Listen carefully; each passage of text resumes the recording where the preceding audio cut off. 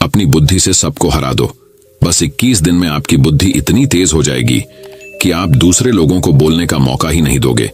बस आपको गौतम बुद्ध ने बताएं, इन आदतों को अपने जीवन में अपनाना होगा। तो चलिए जानते हैं उन आदतों के बारे में। गौतम बुद्ध की कहानियों के माध्यम से 10 आसान आदतें जो 21 दिन में आपको एक नया और बुद्धिमान इंसान बना देंगी। दोस्तों, कहानी शुरू करने से पहले कमेंट में नमो बुद्धाय लिखकर वीडियो को लाइक जरूर करें। तो चलिए शुरू करते हैं इस कहानी को। एक गुरु अपने शिष्यों को प्रवचन दे रहे थे। वो बोल रहे थे कि हजारों मील का सफर भी सिर्फ एक ही कदम से शुरू होता है। देखा जाए तो अपनी जिंदगी में लक्ष्य हम सभी तय करते हैं, अपने लिए ख्वाब बुनते हैं, खुद को लेकर कई सारे सपने भी देखते हैं, लेकिन अपने लक्ष्य, अपनी मंजिल के पीछे भागने की बजाय ज्यादातर लोग अपने उन ख्यालों के पीछे भागते रह जाते हैं जिनका शायद सच्चाई से कोई वास्ता ही नहीं है, जो सिर्फ उनके दिमाग की एक उपज है। इन सभी गैर जरूरी ख्यालों के पीछे भागते हुए वह इस बात का अंदाजा लगाने की कोशिश भी नहीं करते कि वो ख्याल सकारात्मक है या नकारात्मक सच है, या उनके दिमाग की सिर्फ एक उपज है, या वह किसी और से प्रभावित है, उसका सच्चाई से कोई संबंध है भी या नहीं। और शिष्यों, इसीलिए ज्यादातर लोग अपनी मंजिल तक नहीं पहुंच पाते और जीवन भर असफल रह जाते हैं। गुरु यह सब बोल ही रहे थे कि तभी एक शिष्य खड़ा होता है और गुरु से कहता है, गुरुदेव, आपने ये तो बता दिया कि ज्यादातर लोग असफल क्यों होते हैं, लेकिन क्या आप हमें यह बता सकते हैं कि हम सफल कैसे हो सकते हैं? वो कौन सी छोटी छोटी आदतें हैं जो हमें सफलता के लिए तैयार करती है और फिर सफलता के शिखर तक पहुंचाती है? गुरु ने शिष्य का पूरा प्रश्न बड़े ध्यान से सुना और फिर हाथ के इशारे से उसे बैठने का आदेश देते हुए अपने सभी चीजों से कहा, जीवन में सफल होने के लिए सिर्फ जोश और इच्छा शक्ति का होना ही आवश्यक नहीं है, क्योंकि ये दोनों चीजें सिर्फ हमें प्रेरित करके हमसे काम की शुरुआत करवा सकती है, लेकिन पूरे जोश और उत्साह के साथ लंबे समय तक अपने लक्ष्य पर टिके रहने और दूर के बड़े लक्ष्यों को हासिल करने के लिए हमें उन आदतों को अपनी रोजमर्रा के जीवन का हिस्सा बनाना पड़ेगा जो व्यक्ति को सफलता के लिए तैयार करती है और उसे सफल बनाती है। तो आज मैं आपको 10 ऐसी आसान आदतों के बारे में बताऊंगा जिनको अगर आपने अपने जीवन का हिस्सा बना लिया तो सिर्फ 30 दिनों में आप अंदर से एक बिल्कुल ही अलग इंसान बन जाएंगे और खुद के भीतर एक गजब की सकारात्मक ऊर्जा और जो उसको महसूस करेंगे, जो आपको सफलता के शिखर तक पहुंचाएगी। तो उन सफल आदतों की श्रेणी में पहली आदत है, अपने दिन की शुरुआत धन्यवाद के भाव के साथ करेंगे। सुबह जैसे ही आपकी आंख खुले तो कुछ भी सोचने से पहले, कुछ भी करने से पहले, बिस्तर से उठने से पहले अपने दोनों हाथों को जोड़कर आसमान की तरफ देखते हुए जिसकी शक्ति पर आप विश्वास करते हैं उसका आह्वान करते हुए उन 3-4 चीजों को याद कीजिए जिसके लिए आप ईश्वर की उन 3-4 लोगों, चीजों या घटनाओं के लिए ईश्वर का आभार व्यक्त कीजिए जिनकी वजह से आपके जीवन में बेहतरी आई है, आप ज्यादा खुशहाल और समृद्ध हुए हैं। ज्यादातर मौकों पर हमारे जीवन में, हमारे घरों में, हमारे परिवारों में, हमारे आसपास के माहौल में एक ही वो इंसान होता है जो हमारे सबसे ज्यादा दुख हो और परेशानियों का कारण होता है, लेकिन हमारे आसपास 99% लोग अच्छे होते हैं। हमारे जिंदगी में 99% चीजें बहुत अच्छी है, लेकिन अगर हम बुरे इंसान पर, बुरी घटनाओं पे, बुरी परिस्थितियों पे, बुरे परिणामों पर ध्यान देंगे तो फिर पूरा दिन हमें उस तरह की चीजें और मिलेंगी।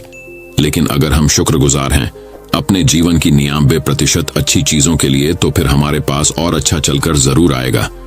ये जो आभार व्यक्त करने की आदत है, ये हमारी मानसिकता को सुबह सुबह ही बदल कर रख देती है और सकारात्मक तरीके से अपने दिन की शुरुआत करने में मदद करती है। इस अभ्यास को करने में बहुत थोड़ा सा ही समय लगता है, लेकिन यह आपके पूरे दिन के काम करने के तरीके, आपकी मानसिकता और आपके विचारों को पूरी तरह से बदल कर रख सकती है। सफल आदतों की श्रेणी में दूसरी आदत है, आपको हर दिन व्यायाम जरूर करना चाहिए।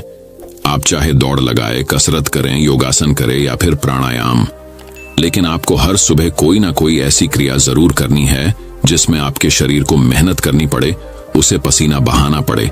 यह इंसानी शरीर बना ही मेहनत करने के लिए है। इसे हर समय आराम देने से यह निष्क्रिय, कमजोर और रोगग्रस्त हो जाता है। व्यायाम करना न सिर्फ आपके शरीर को फायदा पहुंचाता है, बल्कि ये आपके दिमाग और आपके मानसिक क्षमताओं को बढ़ाने में भी कमाल करता है। रोज व्यायाम करने से आपका शरीर और मन मजबूत होता है। आपके अंदर एक अलग ही आत्मविश्वास और तेज का जन्म होता है, जो आपकी सफलता की राह में आपके सहायक बनते हैं। सफल आदतों की श्रेणी में तीसरी आदत है, लक्ष्य निर्धारित करो और अपने दिन को योजना के अनुसार चलाओ। रात में सोने से पहले ही अगले दिन के 3 सबसे महत्वपूर्ण कामों को निश्चित कर लो और उन्हें लिख लो। फिर उसी के अनुसार अपने पूरे दिन की योजना बनाओ और उस पर अमल करो। अगर कोई व्यक्ति योजना बनाकर अपने दिन की शुरुआत नहीं करता और कोई सभी काम कभी भी करता है, तो ऐसा व्यक्ति कभी भी अपने पूरे दिन का सदुपयोग नहीं कर सकता। हालांकि ज्यादातर लोगों को पता होता है तो उनके लिए कौन सा काम महत्वपूर्ण है और कल उन्हें कौन सा काम करना चाहिए, लेकिन फिर भी वो लोग उस काम को पूरा नहीं कर पाते और उसे टालते रहते हैं। और जो व्यक्ति अपने काम को समय पर पूरा न करके उसे लगातार टालता रहता है, ऐसा व्यक्ति कभी भी बड़ी सफलता हासिल नहीं कर सकता। ज्यादातर लोगों का अपने काम को समय पर पूरा ना करना और उसे लगातार कल पर टालते रहने का सबसे बड़ा कारण है उनके अंदर आत्म अनुशासन का ना होना। क्योंकि जो व्यक्ति आत्मा अनुशासित हैं, वो अपना हर काम समय पर पूरा करता है। सफल आदतों की श्रेणी में चौथी आदत है, आपको हर दिन कुछ ना कुछ नया सीखना चाहिए या फिर कुछ ना कुछ नया पढ़ना चाहिए। अगर आप अपना दिन का समय अपने लिए कुछ नया सीखने, पढ़ने या विकास के कामों में नहीं लगा रहे हैं, तो फिर आप चाहे कितनी ऊंचाइयों पर हो, कितने ही समझदार और बुद्धिमान हो, आप जिंदगी में हारने ही वाले हैं। आप नीचे गिरने ही वाले हैं। किसी बुद्धिमान व्यक्ति ने कहा है कि सीखना कभी बंद नहीं होना चाहिए, क्योंकि लगातार अभ्यास से ही व्यक्ति महान ऊंचाइयों को हासिल कर सकता है। सीखने का कोई भी तरीका हो सकता है, जैसे अच्छी किताबें पढ़ना, अपने क्षेत्र के सबसे सफल लोगों की बातें सुनना, रोज अपने काम का अभ्यास करना इत्यादि। अगर आपको दुनिया के 1% सफल लोगों में शामिल होना है, तो लगातार सीखते रहने की आदत को अपने जीवन का अभिन्न हिस्सा बनाना ही पड़ेगा। सफल आदतों की श्रेणी में 5वीं आदत है, कम खाओ और अच्छा खाओ। यहाँ अच्छा खाने से मतलब है संतुलित आहार, यानी ऐसा भोजन जो पोषक तत्वों से भरपूर हो और आपके शरीर को कोई नुकसान न पहुंचाए। देखा जाए तो भोजन हमारे शरीर के लिए औषधि है। भोजन शरीर के लिए सब कुछ है, क्योंकि शरीर को औषधि तो हम कभी कभार ही देते हैं, लेकिन इसे भोजन हर दिन देते हैं। तो हमारा शरीर कैसा होगा, ये हमारे भोजन की गुणवत्ता और उसकी मात्रा पर निर्भर करता है, क्योंकि शरीर को चलाने वाले सारे पोषक तत्व भोजन से ही मिलते हैं। इसीलिए कोई ऐसा भोजन मत करो जिसमें कोई पोषक तत्व ही ना हो और जिसे पचाना हमारे शरीर के लिए बोझ बन जाए। ज्यादा तला भुना और बासी भोजन मत खाओ। 3 सफेद झरों से जितना हो सके उतनी दूरी बना लो। पहला सफेद जहर है चीनी, दूसरा सफेद जहर है नमक और तीसरा सफेद जहर है मैदा। चीनी और मैदा से तो हमारे शरीर को कोई भी पोषक तत्व नहीं मिलता और इन्हें पचाना भी शरीर के लिए बहुत मुश्किल होता है। इसलिए इनका सेवन कम से कम करो। भोजन मन भरने के लिए नहीं, पेट भरने के लिए करो। जब भूख लगी तभी भोजन करो और हमेशा अपनी भूख से थोड़ा सा कम खाओ। रात में जितना जल्दी हो सके उतना जल्दी भोजन करने का प्रयास करो। अपने आहार में जीवित भोजन जैसे फल, हरी सब्जियां, साबुत अनाज, सूखे मेवे भी इत्यादि का सेवन जरूर करो। सुबह उठते ही खाली पेट पानी पियो। भोजन करने से पहले पानी पियो, लेकिन भोजन करने के तुरंत बाद पानी कभी मत पियो। भोजन हमेशा शांतचित्त और प्रसन्न मन के साथ करो और भोजन ग्रहण करते समय उसका पूरा आनंद लो। हम जैसा अपने शरीर को भोजन देते हैं, यह उसी के अनुसार काम करने लगता है। इसीलिए अपने भोजन और उसकी गुणवत्ता का ध्यान रखो। सफल आदतों की श्रेणी में 6ठी आदत है, उनके साथ हर दिन थोड़ा सा समय बिताओ जो आपसे सच्चा प्रेम करते हैं, आपकी परवाह करते हैं, जैसे आपके माता पिता, भाई बहन या फिर आपके सच्चे मित्र। ये एक आदत आपके परिवार में खुशी और शांति लाती है। परिवारजनों के बीच प्रेम और एकता बढ़ती है, जिससे आप ज्यादा खुश और शांत रहने लगते हैं। पारिवारिक तनाव कम होने की वजह से अपने जरूरी कामों पर ज्यादा ध्यान दे पाते हैं और ज्यादा अच्छे परिणाम हासिल कर पाते हैं। सफल आदतों की श्रेणी में 7वीं आदत है, हर दिन थोड़ा सा समय खुद के लिए भी निकाले और इस थोड़े से समय में आपके साथ कोई और नहीं होना चाहिए। ये आपका अपना समय है जिसमें आप अकेले एकांत में रहेंगे, खुद के बारे में चिंतन करेंगे, खुद की अच्छाइयों और बुराइयों के बारे में विचार करेंगे, अपने भविष्य के बारे में सोचेंगे, अपने काम के बारे में सोचेंगे, अपने भीतर उतरने का प्रयास करेंगे। इन एकांत के पलों का उपयोग आप खुद को और भी बेहतर तरीके से जानने और समझने में करेंगे। इस समय आप खुद की कमियों के बारे में विचार करेंगे और उन्हें कैसे ठीक कर सकते हैं, इस पर मंथन करेंगे। सफल आदतों की सूची में 8वीं आदत है समय का सही प्रबंधन करना, उसका सही उपयोग करना। जिंदगी दिनों, महीनों और सालों में गिनी जाती है, तो जिसने अपना दिन संभालना सीख लिया उसका महीना संभल जाएगा, और जिसने अपने महीने संभालने सीख लिए उसके साल संभल जाएंगे, और जिसके साल संभल गए उसकी पूरी जिंदगी संभल जाएगी। इसीलिए अपने दिन को सही तरीके से संभालना सीख लो। जो सबसे महत्वपूर्ण काम है उन्हें सबसे पहले खत्म करो। जिंदगी के किसी भी क्षेत्र में देख लो, घंटे तो सबके पास 24 ही होते हैं, लेकिन इन्हीं 24 घंटों में कुछ लोग कमाल कर जाते हैं। अपने एक हैं जीवन में न जाने कितने सारे काम कर जाते हैं, लेकिन दूसरी तरफ ज्यादातर लोग छोटे छोटे कामों में ही उलझे रह जाते हैं और जीवन भर यही कहते रहते हैं कि इस काम के लिए समय नहीं है, उस काम के लिए समय नहीं है। तो आखिर समस्या कहाँ है? समस्या है अपने समय का सही प्रबंधन न कर पाना। सफल आदतों की श्रेणी में 9वीं आदत है रात में जल्दी सोएं और सुबह जल्दी उठे।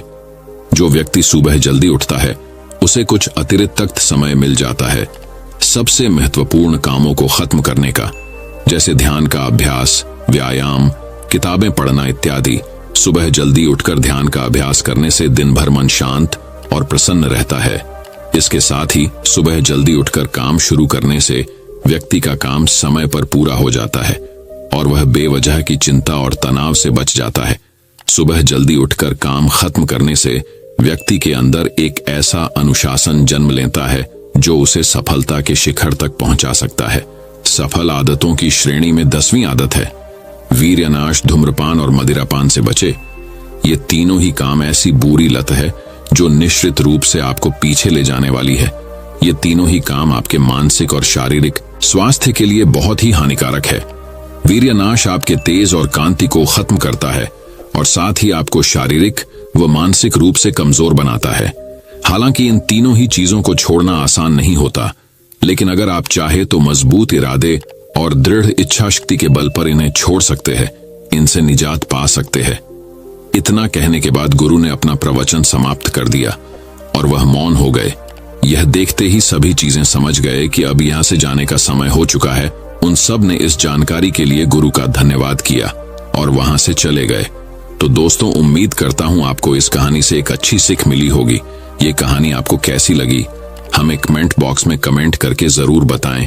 अब चलिए दोस्तों, जानते हैं कि अपने बुद्धि को सबसे तेज और धारदार कैसे बनाएं। तो चलिए हमारे दूसरे कहानी की शुरुआत करते हैं। दूसरी कहानी बुद्धिमानी से जुड़ी गौतम बुद्ध की कहानी। एक गांव में एक लड़का था जिसका दिमाग बहुत तेज था। उसकी यह खासियत थी कि वह किसी भी चीज को बहुत ही आसानी और कम समय में सीख लेता था, जबकि उसी चीज को सीखने और समझने के लिए अन्य लोगों को काफी समय लग जाता था। लड़के की यह ख्याति दूर दूर तक फैल गई। सभी लड़के की तारीफ में कहने लगे कि उसके जितना बुद्धिमान कोई नहीं है। लड़का चित्रकारी, मूर्ति बनाना, गीत गाना जैसे अन्य कई चीजों को जानता था। अपनी प्रसिद्धि को बढ़ाने के लिए वह अन्य काम और चीजों को भी सीखने लगा। इस तरह से उसे अपनी बुद्धिमत्ता पर अहंकार हो गया, क्योंकि वह साधारण व्यक्ति होकर कई असाधारण काम भी आसानी से करने लगा था। एक दिन लड़के का सामना भगवान गौतम बुद्ध से हुआ। लड़के को खुद पर खूब अहंकार था और इस कारण उसे किसी से ईर्ष्या नहीं होती थी, क्योंकि वह खुद को ही श्रेष्ठ समझता था। लेकिन पहली बार उसे गौतम बुद्ध को देख ईर्ष्या हुई और वह अपनी तुलना बुद्ध के साथ करने लगता है। वह देखता है कि बुद्ध के पास भिक्षा मांगने के लिए एक कटोरा है और उसके पास अपार धन। बुद्ध ने साधारण वस्त्र धारण किए थे और उसके वस्त्र कीमती थे। बुद्ध नंगे पैर थे और वह नंगे पांव जमीन पर पैर भी नहीं रखता था। इस तरह से लड़का एक नहीं बल्कि कई चीजों से गौतम बुद्ध के साथ अपनी तुलना करने लगा। हर चीज से तुलना करने के बाद वह मन ही मन सोचता है कि आखिर मैं इस भिक्षु के साथ अपनी तुलना क्यों कर रहा हूं, जबकि इसका और मेरा जीवन बिल्कुल अलग है। वहां मौजूद सभी लोग गौतम बुद्ध का सम्मान कर रहे थे। लड़का सोचने लगा कि आखिर इनमें ऐसा क्या है जो मुझ में नहीं है, जिस कारण मेरे भीतर इनके प्रति ईर्ष्या पैदा हो गई। अपने मन में चल रही जिज्ञासा को शांत करने के लिए वह बुद्ध के पास जाता है, तो तो आखिर वास्तव में कौन है बुद्धिमान? बुद्ध के पास जाकर वह कहता है, मैं इस गांव का सबसे बुद्धिमान व्यक्ति हूं और आप अपने आसपास जो भी देख रहे हैं मैं वह सब करना जानता हूं। मैं किसी भी कार्य को बहुत कम समय में सीख लेता हूं, इसलिए सभी लोग मेरा सम्मान करते हैं। लेकिन फिर भी आपको देख मेरे भीतर ईर्ष्या पैदा हो गई, इसलिए मैं जानना चाहता हूं कि आपकी उपलब्धि क्या है। सभी आपको इतना आदर सम्मान क्यों दे रहे हैं? लड़के के सवाल का जवाब देते हुए बुद्ध कहते हैं, मेरी कोई उपलब्धि नहीं है, लेकिन तुम कह सकते हो कि मेरी यही एक उपलब्धि है। बुद्ध लड़के से पूछते हैं, क्या तुम्हें निंदा अच्छी लगती है? लड़का कहता है कि भला किसे निंदा अच्छी लग सकती है? बुद्ध कहते हैं कि जो तुम्हें अच्छा और बुरा लगता है मैं इनसे भी ऊपर हूं। मुझे ना निंदा सताती है और ना अपनी प्रशंसा से प्रसन्न होता हूं। यही अंतर है तुम में और मुझ में। बुद्ध कहते हैं, तुमने सैकड़ों काम सीखे लेकिन सबसे जरूरी काम को सीखना भूल गए। लड़का पूछता है, कौन सा काम? अब इस प्रकार बुद्ध ने दिया बुद्धिमान होने का ज्ञान। बुद्ध कहते हैं कि क्या तुम्हें मन को नियंत्रण करना आता है? ये बात सुनकर लड़का समझ जाता है कि उसे बुद्ध से ईर्ष्या क्यों हुई। बुद्ध कहते हैं, जिसने संपूर्ण जगत जीत लिया लेकिन अपने मन को नहीं जीत पाया, उसने कुछ भी नहीं जीता। वहीं जिसने अपने मन को जीता लेकिन अपना सब कुछ गंवा दिया, फिर भी उसने सब कुछ जीत लिया। बुद्ध की यह बात सुन लड़के का अहंकार टूट गया। उसने बुद्ध से कहा कि क्या आप मुझे अपने मन को जीतना सिखा सकते हैं? बुद्ध कहते हैं, जरूर, लेकिन इसके लिए मैं तुम्हारी सभी उपलब्धियां छीन लूंगा। लड़का कहता है, मैं तैयार हूं। इसके बाद से ही लड़का ध्यान लगाने लगता है, क्योंकि ध्यान से ही मन को वश में किया जा सकता है। तो दोस्तों, अब चलिए बढ़ते हैं हमारे तीसरी कहानी की तरफ। तीसरी कहानी, दिमाग की धार को कैसे तेज करे।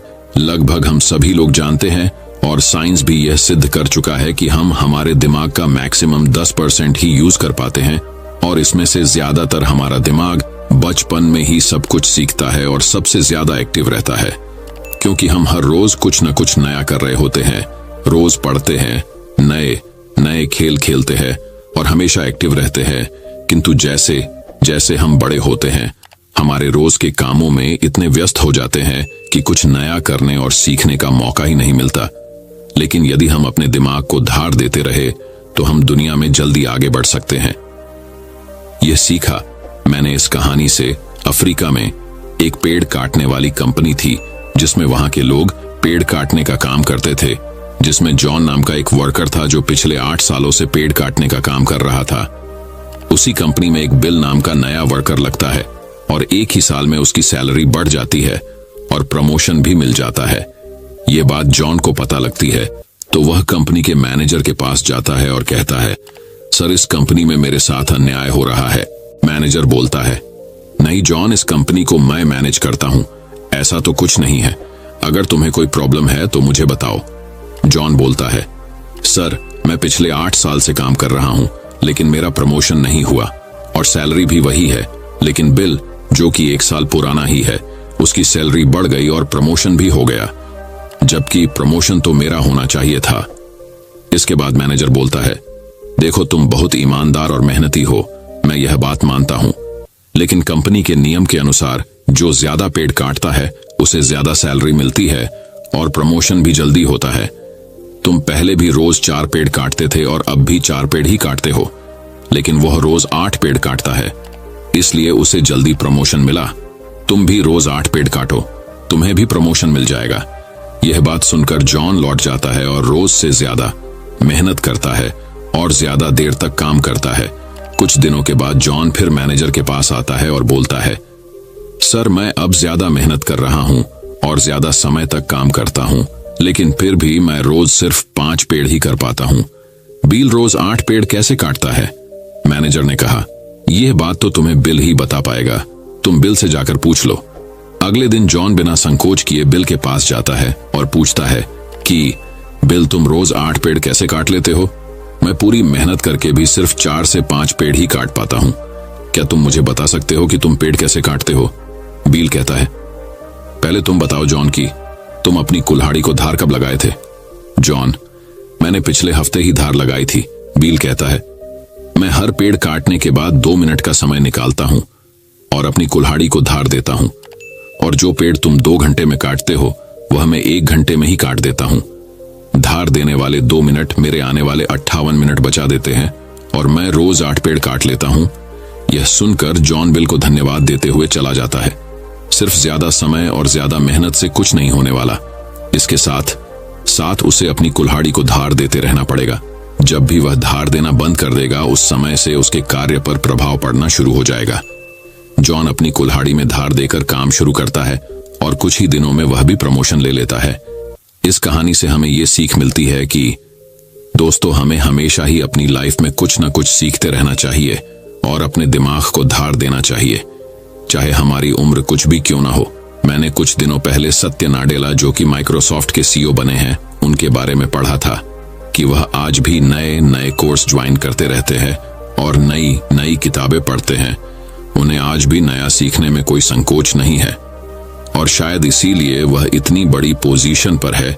सक्सेस वही होते हैं जो समय के साथ बदलते हैं और प्रगतिशील रहते हैं। जिस तरह तालाब का पानी एक जगह स्थित होकर कुछ ही दिनों में सड़कर बदबू देना शुरू कर देता है, लेकिन नदी जो हमेशा बहती रहती है, प्रगतिशील होती है, उसका पानी साफ होता है। उसी तरह से जो लोग नई नई चीजें पढ़कर और सीखकर अपने दिमाग को धार देते हैं, वही दुनिया में आगे बढ़ते हैं। तो दोस्तों, चलिए बढ़ते हैं हमारे चौथी कहानी की तरफ। चौथी कहानी दोस्तों, बहुत समय पहले की बात है का चंदनपुर नाम का एक राज्य हुआ करता था। चंदनपुर का राजा बड़ा ही दानी और प्रतापी था। उसके राज्य में सब खुशहाल थे, पर राजा एक बात को लेकर बहुत चिंतित रहा करता था कि धर्म व दर्शन पर लोगों के विचारों में सहमति क्यों नहीं बनती।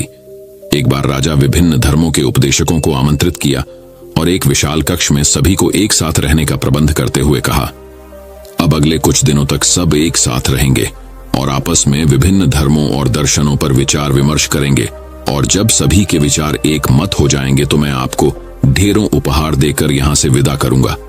और ऐसा कहते हुए राजा वहां से चला गया। कक्ष में घोर विचार विमर्श हुआ। सभी अपनी अपनी बात समझाने में लगे रहे, पर कुछ दिन बीत जाने पर भी वे एक मत नहीं हो पाए। पड़ोसी राज्य में रहने वाले एक महात्मा जी को जब ये बात पता चली तो वह तुरंत राजा से मिलने पहुंचा। उसने कहा, हाय राजन, मैंने सुना है कि तू बड़ा दानी है, क्या तू मुझे भी दान देगा? महात्मा जी बोले, अवश्य, बताइए आपको क्या चाहिए?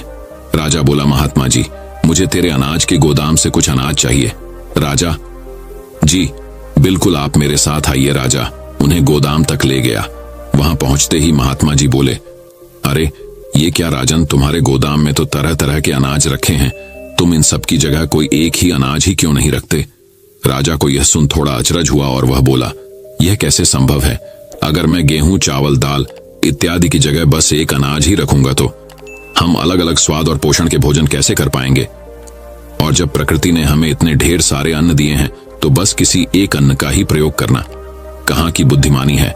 महात्मा बोले, बिल्कुल सही राजन, जब तुम विभिन्न अनाजों की उपयोगिता एक से नहीं बदल सकते तो भला विभिन्न धर्मों के विचारों और दर्शनों को एक कैसे कर सकते हो? सबकी अलग अलग उपयोगिता है और वे समय समय पर मनुष्य का मार्गदर्शन करते हैं।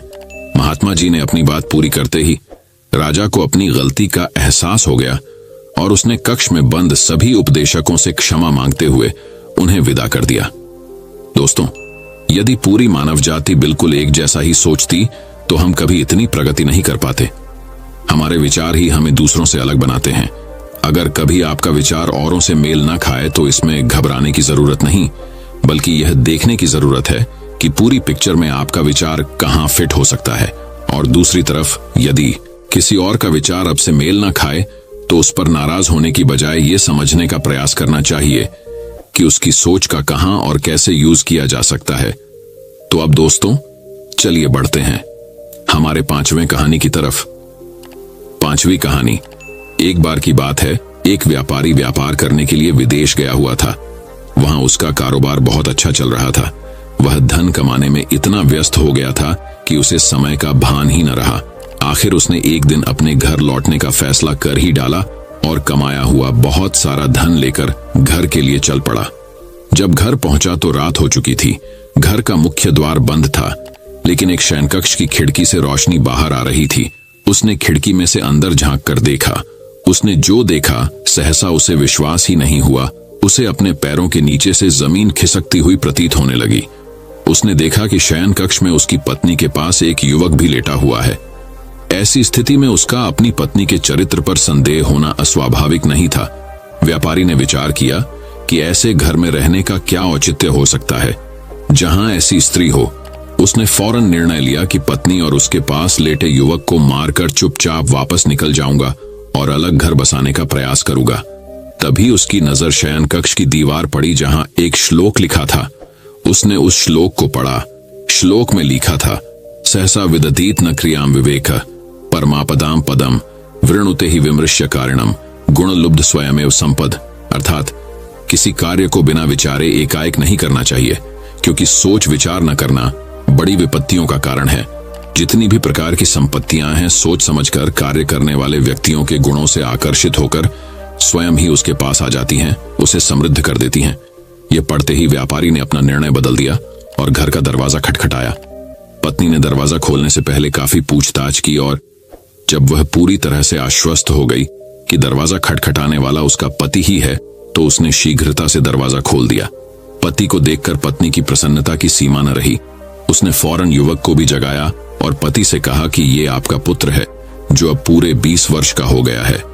18 वर्ष पहले जब आप विदेश गए थे तो ये 2 साल का था। भावातिरेक में पिता की आंखों से आंसू बहने लगे। उसने पुत्र को हृदय से लगाकर प्यार किया। अब व्यापारी का संदेह खत्म हो चुका। दोस्तों में एक श्लोक के सार्थक संदेश ने न केवल उसे पुत्र हत्या होने के पाप से बचा लिया, अपितु उसकी गृहस्थी भी उजड़ने से बच गई।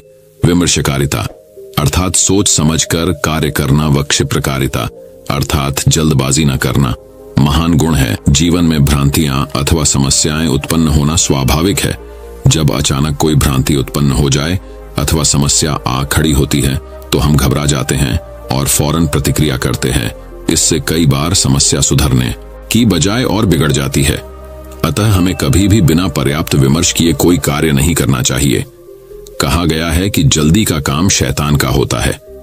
जिस प्रकार से रोग का उपचार करने के लिए उसका सही निदान अनिवार्य है, उसी तरह से कोई समस्या हो अथवा भ्रांति को दूर करने के लिए भी पर्याप्त विचार विमर्श करना अत्यंत आवश्यक है। दोस्तों, मैं उम्मीद करता हूं कि यह कहानी सुनने से आपके जीवन में अच्छे बदलाव आए होंगे। आपको इस वीडियो से क्या सीखने मिला, ये कमेंट करके जरूर बताएं और अपने परिवार, दोस्तों या आपके करीबी इंसान के साथ ये कहानी शेयर करके उन्हें भी इस ज्ञान से परिचित करवाएं।